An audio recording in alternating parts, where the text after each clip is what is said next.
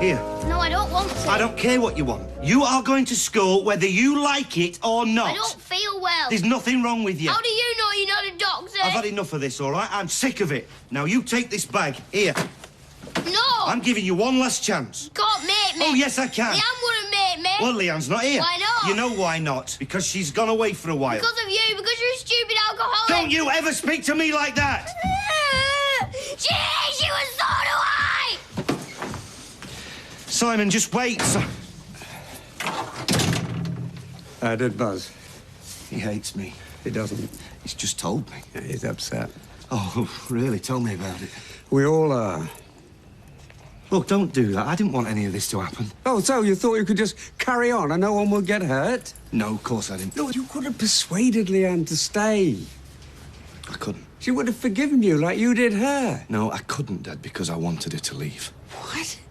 But after all that you've been through, you've stuck by each other, helped each other. Yes, I know. She's put up with your drinking, being mother to your Yes, son. Look, I know. Peter, Leanne is the best thing that ever happened to you, and you're a fool to throw it away. I love Carla.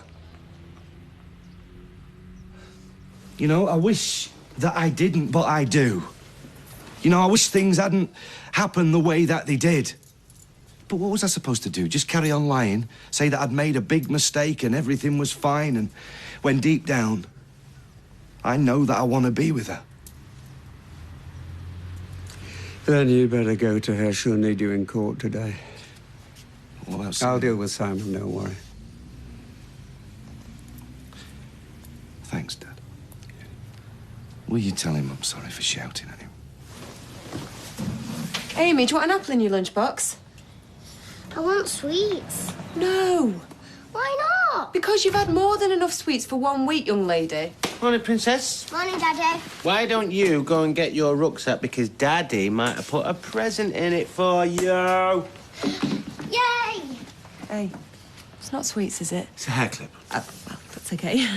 Listen, I've been thinking. You can't make me move out. No, I'm not. You know, I'm not trying to. Really? We need to try and make this work. Do you mean it? Yeah, let's do lunch, talk things through. Yeah, the Rovers. Well, I was thinking somewhere a bit nicer, actually. The new place in town. You really mean it? Let's say midday. You could do a bit of shopping first, on me. I knew you'd come round. OK, let's get Amy ready for school first. Yeah, sure. There's plenty of time for that later. He's going to make me look like a liar. But you know you're not. Yeah, but I don't know whether I can face it, Michelle. I don't know whether I can sit there and listen to him. Hey, Michelle. Hey. Hey, We're just off to court. Yeah, I know. I'm going to come with you. what about Leanne? She's gone. Yeah, I'll see you downstairs. What do you mean she's gone? We've split up. Oh, my God, Peter, are you okay? Yeah. So does this mean... This means that I'm here for you. So let's just get today out of the way, and then we'll have a talk about it all later. It's Simon I feel sorry for. Aye. You will look after him at school, won't you? Of course I will. Because heaven knows what he's going to have to deal with at home now Leanne's gone. Oh, Peter Barlow and his destructive ways. Oh, it makes me glad to have a solid and reliable man like you. Solid and reliable? Oh, and, dark and dangerous, obviously. Good. Hey, do you fancy getting an early night? See how dark and dangerous you can be. I might have to work late. Governor's meeting where I'm supposed to outline the grand plan to improve performance. And do you have a grand plan? I don't even have a slightly rubbish plan. I'm sure you'll think of something. I'll Too bad, like you. I'll have to if I don't. My days as a super. Mr. Peckham? Something wrong? Do I really need to spell it out? Or does it have the letters B-O-G and OFF in it? I'm only trying to do my job. Trying to look after the welfare of your little boy. Yeah, well, we're not in school now, so you can shove it. Come on, shall we get you some breakfast? Can I have chips? Of course you can. You're not serious. Yeah, cooked potatoes, innit? One of his 5 a day. You see what I'm up against? And how am I supposed to improve the kids with parents like that? Come on. It's better. Look, if things don't go my way today... Don't be silly. For once, Sally's right. You're talking nonsense. If it doesn't go my way, I just want to say thank you. Hey, was a rotten trick you pulled, wasn't it, Frick? Peter, what, for exposing your sordid affair? Come on, Sally, let's not get into this. At least the jury know you're both liars.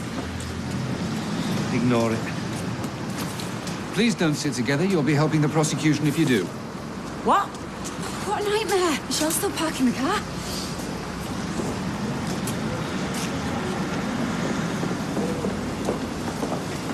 I think it has great potential. I've got all the details at the office. Good, let's take a look, all right? Oh, good morning, Roy. I had another lovely English day, huh? Yeah, what's going on? I'll give you the lowdown a little later, all right? You give me the what? Don't worry, you're going to love it. Oh, it just occurred to me. Suppose we have these steaks lined up with numbers on them, and you come in and you say, I'll have a medium rare 3 and a well done 7, huh?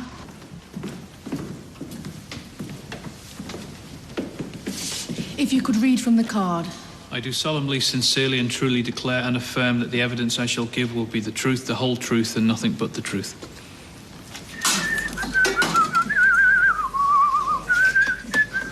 What's the matter, Roy? I might ask you the same thing. Well, there's nothing wrong with bringing a bit of cheer to the workplace. Oh, good morning. Yeah, morning. Can I get a white coffee with you, Eddie, right? Morning. Jason, I need you. Come on. What are you on about? Well, I'm going to be late for my meeting with the council and there's no taxis, so I need you to take me. Oh, no, I can't. Jason, you have got to. Babe, I'm working. I've got a job on for Steve. What, are you saying that Steve is more important than me? No, but... Anyway, I thought you didn't want this road safety thing. Well, no, I didn't, but now it could be a national TV ad. I mean, this could be my big break. What you reckon? Yeah. I mean, today, Weatherfield Road Safety. Tomorrow, L'Oreal. Oh, please, please, baby cakes, please. Oh, all right. I'll tell her when I'm nips the wholesalers. You're my hero. Yeah, I'll be a dead hero if we don't hurry up now. Come on. Bye. Oh, Roy, bless your little heart. Oh, excuse me. Thank you.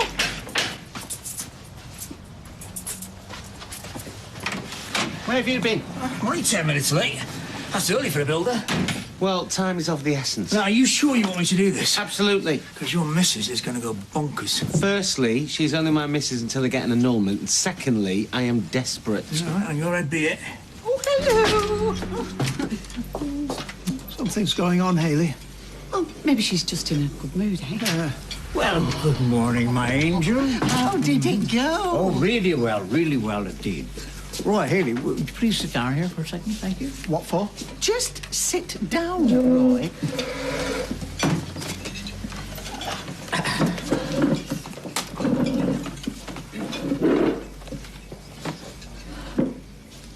I've got an idea that's going to change your lives. Goodbye, Rose Rolls. Hello, Beef Encounter. Huh? A chain of railway-themed steakhouses. I've got it all planned. Now, you knock through into the butcher's and expand your dining area. Then, get this. You set it out like railway carriages. Cute, huh? And not only cute, you pack 6 covers per table, and you get 10 tables back to back, you see. Customer space maximization, and it's all part of the theme. Oh, it's brilliant, Milton, brilliant. Now, you block the kitchen off here, and then the counter becomes a ticket booth. Hell, you could even dress like a train driver with a little hat and everything, you know, sit there and go, toot, toot, huh? You see, Roy, all those pointless hours spent playing with your trains might finally be of some use. In what capacity did you first meet Carla Connor? We met at a trade fair in August 2010. And she was keen to do business with you? Yes, she wanted to secure a contract from my company. Were you aware that her factory Underworld was in financial difficulties at the time? No, but I discovered this later on. So the contract was important to her? She needed it to stay afloat. And where did you discuss this contract? Usually after work, in the pub, over dinner. Not in the office? No. No, Carla likes the, personal touch. Is it true at that time you'd expressed an interest in Maria Connor? Yes, I told Carla I was attracted to her. So when Maria Connor arrived at your house on March the 3rd, wearing by her own admission a short, low-cut dress, Is it fair to say Carla Connor, her boss, was using her as sexual bait to make you sign the contract? Your Honour, that is a blatant leading question. I'm sorry, I withdraw it. Can you describe what took place that evening? We discussed the contract, and Maria flirted with me throughout. I thought she was coming on to me. I tried to kiss her. She told me to stop it. I did. I realised I'd misread the signals, and I apologised. She then reported an attempted rape. Yes. And yet Carla Connor proceeded to go into business with you? Yes. And subsequently became your fiancée? Yes. Did she believe Maria Connor's accusations? No, Carla told me that she didn't believe her. I didn't say If we that. could now turn to the night Carla Connor alleges you raped her. Could you tell us, in your own words, what happened? It was the night before our wedding. And we'd had a lovely day. The girls at the factory had thrown a party for us, and I'd sent them home early as a thank you. Carla and I stayed at the factory till about 6. She went home, and I went to the dry cleaners to get my wedding suit. We went back to the flat. We talked about our honeymoon, how much we were looking forward to it. Cuddled up on the sofa, you know, and then we made love. You had sex? Yes. Explain to the court, please, your belief as to whether Carla Connor was consenting to that sex. Absolutely. Yes. In fact, Carla initiated it. What happened next? After we'd made love, Carla said she was hungry. Told me to go and get a curry and a bottle of wine. So, I did. So she initiated sex, then sent you out of the flat? Yes. What did you do when you returned to find the police there and discovered she was accusing you of rape? Didn't know what to do. I couldn't believe it. I asked her why, but she wouldn't tell me. Did you have any idea that Carla Connor had that very day been seeking legal advice about dissolving your business partnership? No. Or that she'd discovered she could not do so without your consent? No. Or that she could have been having an affair with Peter Barlow behind your back? No, we were getting married. Thought we were in love. Thank you, Mr. Foster.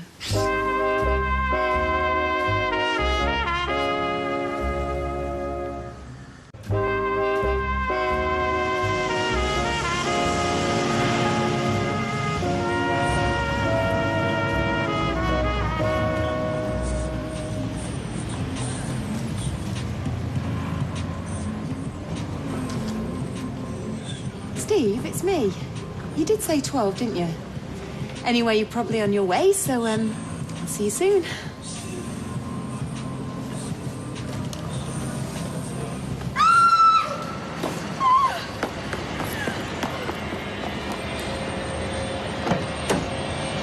OMG!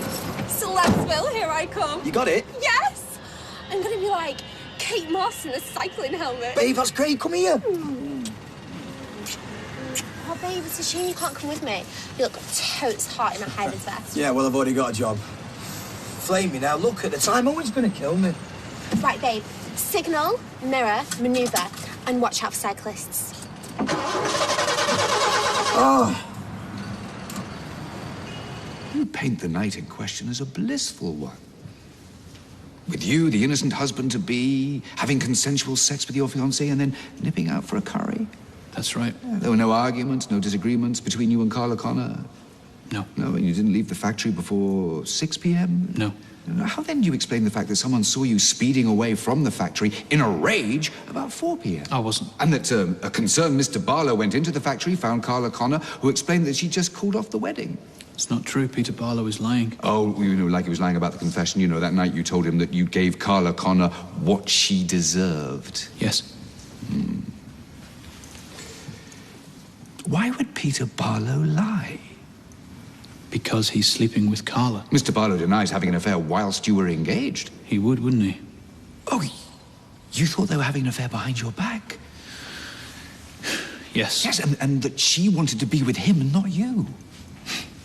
Obviously. Strong motivation to call off the wedding, though, don't you think? Well, isn't it? Yes, but Yes, but she didn't. No, according to you, this woman who was involved with and clearly wanted to be with someone else snuggled up and initiated sex with you instead. Yes.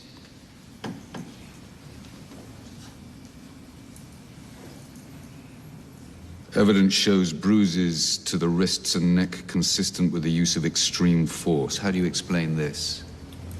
Carla and I had a very passionate sex life. A strength of passion that's hardly compatible with the cozy lovemaking scenario you've just described. Not at all. It was rage, not passion, that motivated you that night. No. Carla told you she did not love you and did not want to marry you, and you left the factory in a rage. No. And that rage festered as you waited back at her flat, and when she returned, you exacted your revenge by raping her. No! Didn't you? No. Oh, I loved her. I loved her, and I would never, ever hurt her. But they can't just get rid of you. Oh, and 3 months. only cute. 3 months I've got to improve academic results, or else I'm out on me here. Oh, Brian. You have a railway-themed menu. Beef Warrington. Adaptable any place you go. Salmon on crew. Could I get some ketchup, please, Roy? Once you get the brand right, it's going to go global. Folks are crazy about this old kind of English stuff. Hell, Beef Encounter could be bigger than McDonald's. Well, say something, Roy. I think the fridge needs clearing out. I can only apologise for my son's appalling rudeness. Oh, I'm sure Roy didn't mean to be rude, Milton. It's just we're a simple cafe. That's what we do, and we like it. Well, Haley, you have to move with the times. I mean, a simple cafe, it's dead. People don't want food anymore. They want ideas packaged as food. They don't want beans and fries on a greasy table. They want a controlled, targeted nutrition in a market-friendly package. You're a genius. Oh, thank you, Brian. My thought exactly. I've got it, Julie. Got what? The answer's been under my nose all along. The key to my success is this.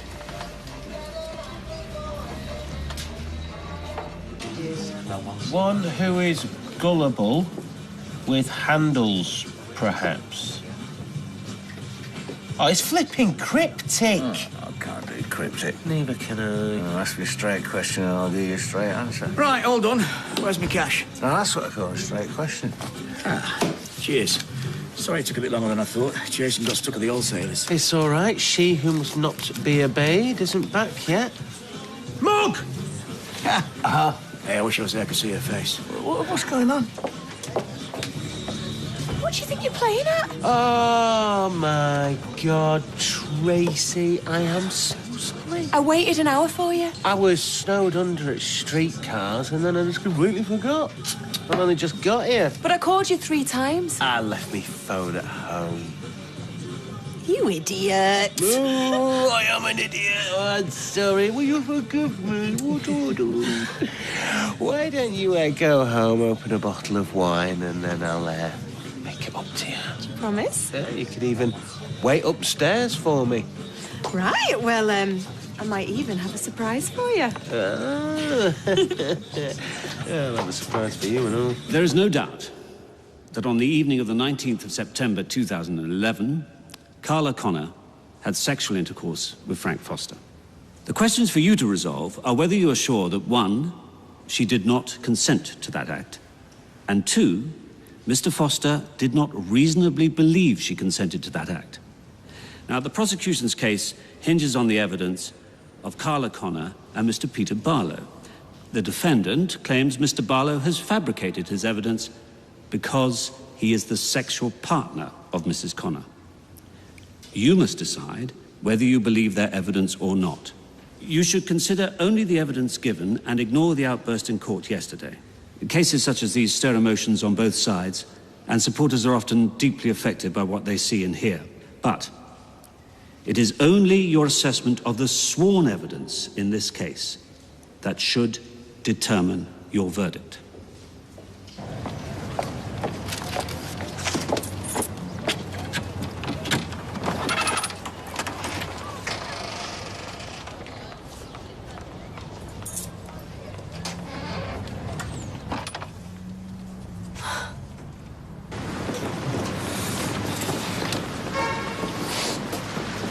Give me some of that. You don't smoke. Oh, Carla, it'll be all right. You saw his performance in there. Yeah, and performance is the word. Right down to his crocodile tears. No one will believe him. No chance. Nervous, Carla? You should be. Look, Mum, just leave it, will you? Oh, you've nothing to worry about, my darling. I was watching their faces in court. They believed every word you said. And Carla did the rest. Do you know what, Sally? I feel sorry for you. You can't even see I was using you. Oh, give it a rest. You're as pathetic as she is. If you'd like to come back in, please. Already? I was quick. That's a good sign, that. Yeah, it certainly is.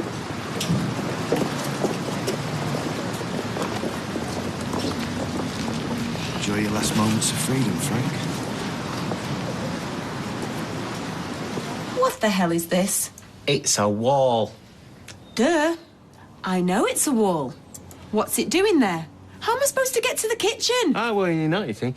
Because from now on, you live up there and I live down here. Well, what about Amy? She'll divide the time between us. Steve, how could you do this? Well, Owen did it, actually. We're married. I know. We live in the same house, just not in the same part. You scheming little... Tracy, if I were you, I would take that bottle of wine, go upstairs and drown your sorrows in your bedroom. Stroke living room. Oh, you are not going to get away with this. Tracy. Keep noise down, will you?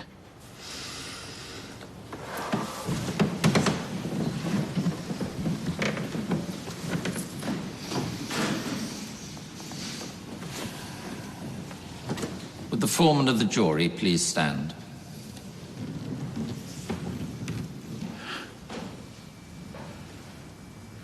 Has the jury reached a verdict upon which they are all agreed?